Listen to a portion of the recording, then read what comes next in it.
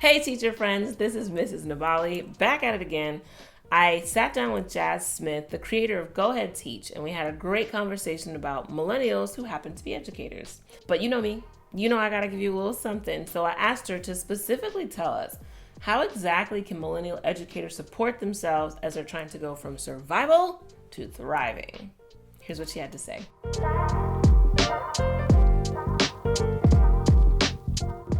So today we are sitting here with Jass, who is a self-care enthusiast like myself and the founder and creator of Go Ahead Teach. I said it right this time. And we're going to be talking a little bit today about what Go Ahead Teach is. First, let me ask you, why do you focus on millennials with Go Ahead Teach? Well, I am a millennial like you, so I guess you could say I'm selfish as well. There you go. Maybe that's the thing. Maybe millennials are selfish. It's okay to be selfish. But I know that like you mentioned that a lot of millennials are entering into the workforce as baby boomers exit. So the large majority of the workforce is leaving, and we will make up the large majority soon. And so as an educator, is hugely important that we have a certain connection with our students. And millennials are able to relate to their students on a different level than any generation before. We're the closest age group to them. So they have a different level of respect. We know their songs, we know their dances, we know all the woes. We on TikTok too. We're on TikTok as well. And it's easier to learn from someone that you relate to. And millennials have a habit of what you and I probably have suffered from, which is burnout. Yeah. Because millennials really think that we have to fit so much in a limited amount of time. You know, we're constantly competing with ideals that we see online or old versions of ourselves that we can reminisce about online. So we're continuously working for these goals. We're very ambitious, but sometimes we neglect the fact of self-care, like you mentioned. And so I feel like if I focus on the self-care aspect of millennials, then millennials will stay in education. Because as we know, millennials are stressed in these streets. Come on. in these education streets. We are stressed trying to balance being young and wanting to go out and start families and things like that, as well as trying to excel in our profession and master our craft. I like what you said about competing with the ideals that we see on the internet, because I mean boomers or Gen Xers, whoever, they didn't really have looking at this person's TPT page and that person's Instagram. It's just like, oh my goodness, I'm supposed to look like that in the classroom. It's like, I'm just trying to survive the day. Right. So you're right, there is a lot of comparison, and that messes with like the inner critic, and that messes with the way that we look at ourselves and how we feel like we have to present in the classroom.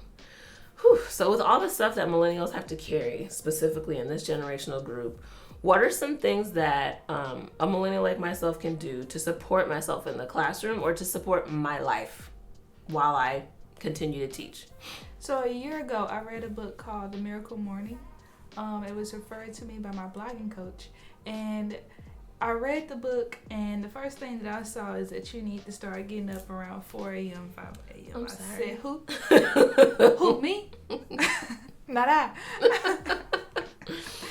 But when I continued to give the book a chance, because, at first I wanted to close it shut after that. But once I gave the book a chance, and it talked about the importance of starting a morning routine, and I gave it a try. I started waking up like 30 minutes, 45 minutes earlier, and then eventually I built up to waking up at 4 o'clock. And so I dedicated my morning to things that I prioritize. Number one, which is my health. So I would go to the gym and work out at about 4:30, and then fix my breakfast. So those are two things that I prioritize: eating healthy and also making sure that I work out. So I advise everyone to really pinpoint the things that they prioritize most and make sure that they do it first thing in the morning. So as soon as you get out of bed, if you enjoy writing, start writing. If you enjoy cooking, go to the kitchen and cook. But don't start your day doing things for other people. Start your day filling your glass up so that throughout the day you can continuously pour into other people. And as we know, if you don't have anything to give, you cannot, right? Yeah. And then secondly, I would say make sure that you create a space, as we say, set the vibe. Yes. Set a vibe. Set a vibe in your house. to where it gives you the space to really think and to create balance in your home. If you have balance physically, you will have balance mentally. So if you enjoy meditating, which I advise everyone do, if you enjoy meditating, I would create some type of space in your home where you can practice that in solitude. If you enjoy, like I said, journaling or writing, have a space dedicated in your house for you to do those things, because when you see it physically, it reminds you that this is something that's of importance and something that you need to do continuously throughout your day. That's good. I like that you said start with doing what you like to do first, because I can imagine that if you're doing what you love, later on when you're tired at about noon or the school day ends and the kids leave, and you're just like, you can think back on that moment where I did what I wanted to do first, like I don't resent the whole day. I wasn't just giving everybody everything I had. Exactly. But I got to do some yoga this morning, or I got to do some study this morning, or whatever it is that you're trying to do. I think that's real good.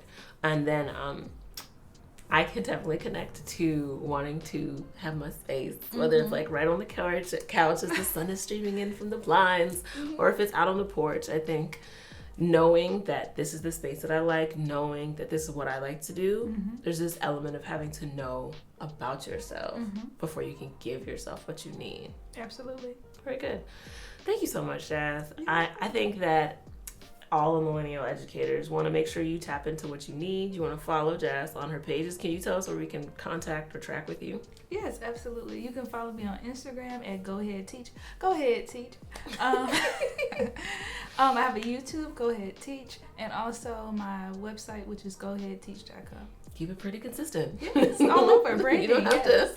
That's good. That's good. You're thinking. All right, teacher friends, it has been a pleasure to have you here, Jass. I hope to have you back, or I hope to make sure people are definitely connected to what you're doing and they can plug in to Go Ahead Teach. That's not just for millennial educators, but maybe administrators who are trying to get a better understanding of their workforce so they can connect well. Y'all, the system is not always set up to support you. And sometimes as a millennial, you might need an extra boost. So make sure you take time to boost yourself up. Take care of yourselves, friends. Teacher friend, we want you to have everything you need to be equipped to keep on teaching. And that includes self-care resources. Go ahead and follow Go Ahead Teach, and all those resources are linked in the description box. Take care of yourself, teacher friends.